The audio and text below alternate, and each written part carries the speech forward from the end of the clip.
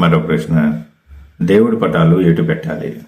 ఈ ప్రశ్న అడిగేవారు నిజంగా ఆ దేవుడిని నమ్మనట్టు. సపోజ్ దక్షిణం వైపు లేకపోతే పడమర వైపు పెట్టామనుకోండి దేవుడి పటాలు, ఆయన పనిచేయలేకపోయాడు అనుకోండి, మరి ఆ దేవుడిలో శక్తి లేనట్టే కదా. దేవుడి పటాలు ఎటు పెట్టినా పని చేయాలి. ఎందుకంటే దేవుడు శక్తివంతుడని నేను నమ్మినప్పుడు ఆయన ఎటువైపు ఉంటే ఏంటి నష్టం మనకి కదా. అందుకని ఈ యొక్క ప్రశ్న వేసేవారు ముందు అచంచలమైన భక్తిని ఏర్పరచుకోవాలి మొట్టమొదటగా. అది డెవలప్ చేసుకుంటే దేవుడి పటాలు ఎటు పెట్టినా పనిచేస్తుంది. ఒకవేళ కన్ఫ్యూజన్స్ ఉంటే ఆ దేవుడి పటాలు ఎటు పెట్టినా పనిచేయదు. ఎందుకంటే నమ్మకము, శక్తి అన్నీ కూడా మీ నుంచే వస్తాయి, దేవుడి పటాల నుంచి రావు.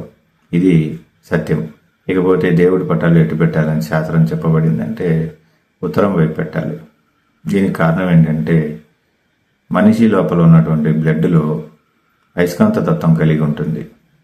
అందుకని దక్షిణం నుంచి ఉత్తరం వైపుకి అవి జర్నీ చేస్తూ ఉంటాయి ఆ ప్రకంపనాలు అనేవి.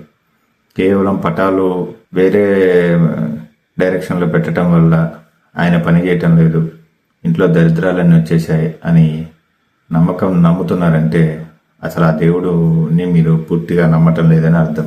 అటువంటిప్పుడు ఆ దేవుడిని వదిలేసి మిమ్మల్ని మీరు బిలీవ్ చేసుకోండి. లేదా ఆ దేవుడిని వల్లనే నాకు పని అవుతుంది అని అనుకున్నప్పుడు అచంచలమైన భక్తి పెట్టుకోండి. బాత్రూంలో పెట్టుకున్న ఆ దేవుడు మీకు ఖచ్చితమైన ఫలితాన్ని ఇస్తాడు మీరు నమ్మినప్పుడు. అందుకని దేవుడిని పూర్తిగా నమ్మితే ఆయన ఎక్కడున్నా పని చేస్తాడు, ఏ డైరెక్షన్లో పెట్టినా పని చేస్తాడు. మీరు స్వచ్ఛమైన హృదయంతో ఉండాలి. అది ఒకటే. ఇప్పుడు చాలామంది ముగ్గులు వేసుకోకపోతే కూడా మైండ్ అంతా డిస్టర్బ్ అయిపోద్ది. ఏమైంది ముగ్గులు వేసుకోకపోతే? ఏదైనా ముగ్గులకు సంబంధించిన దేవుడు వచ్చి మిమ్మల్ని శపిస్తాడా ఎట్లా? మా ఇంటి దగ్గర ముగ్గులు వేయకపోయినా ఆవిడని తిడుతూ ఉంటుంది. ఆవిడ వాళ్ళ ఓనరు, ఆ ముగ్గులు ఎందుకు వేయలేదు, ఈరోజు నాకు శని జరుగుతుంది ఇలా అంటుంటుంది అనమాట. ఏంటి దీనివల్ల వాళ్ళు నేర్చుకున్నది ఏంటి? ఇంకా ముగ్గుల వల్ల శని రావడం ఏంటి? అసలు ఎంత అజ్ఞానంలో ఉన్నారో జనాలు అసలు చూస్తుంటేనే ఇదైపోతుంది. అంటే దేవుడు వేరు, జీవనం వేరు అన్నట్టుగా ఉంటారు. మొన్న మేము బెంగళూరు వెళ్ళినప్పుడు మా దగ్గర పనిచేసే ఒక కుర్రోడు హైదరాబాద్ నుంచి వచ్చాడు. ఆ అబ్బాయి వచ్చిన తర్వాత మేము వేరే ఒక సింగిల్ బెడ్రూమ్ తీసుకొని 60,000 రూపాయలు డబ్బులు ఇచ్చాము, 10 నెలలది. ఇచ్చేసి కన్ఫర్మ్ చేసుకొని వచ్చాము. ఒక 1 అవర్ తర్వాత అతనికి ప్రోగ్రామ్ మారి మన ఆఫీస్ పక్కనే ఒక రూమ్ దొరికింది తక్కువలో. ఇంకా అక్కడికన్నా తక్కువలో వచ్చింది, అడ్వాన్స్ కూడా తక్కువగా ఉంది. సరే అని చెప్పి ఆయన దగ్గరికి వెళ్ళాము. వెళ్తే మేము 10 నెలలది రెంట్ ఇవ్వము అని చెప్పాడు.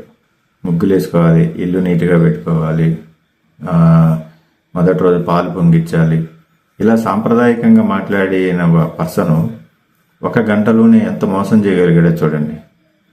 అంటే అతను పెట్టుకుంటున్న నియమాలు అతనికి ఏ విధంగానూ ఉపయోగపడట్లా.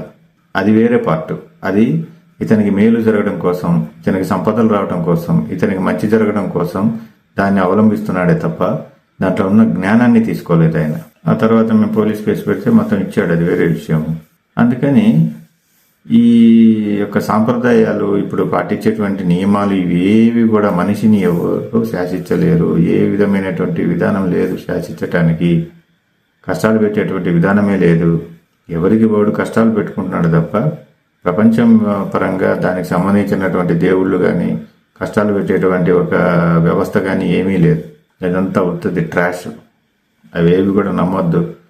మిమ్మల్ని మీరు బిలీవ్ చేసుకోండి. భగవంతుడి శక్తి అద్భుతము.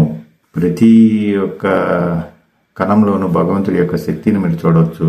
ఇది మీరు ధ్యానం చేసేవారికి ఇవన్నీ తెలుస్తాయి.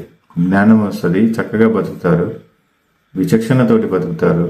జ్ఞానం పూర్తి స్థాయిలో వికసిస్తుంటుంది. ఎంతో మహోన్నతమైన జీవితం ధ్యానము.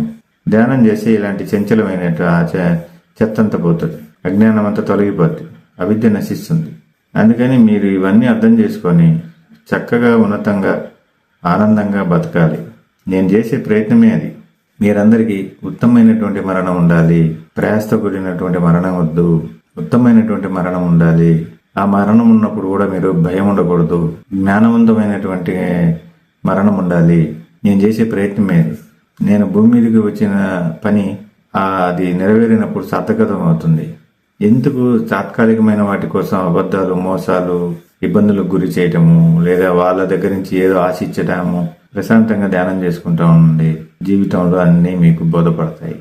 లోకా సంస్థ సుఖినో భవంతు. సర్వం కల్విదం బ్రహ్మ.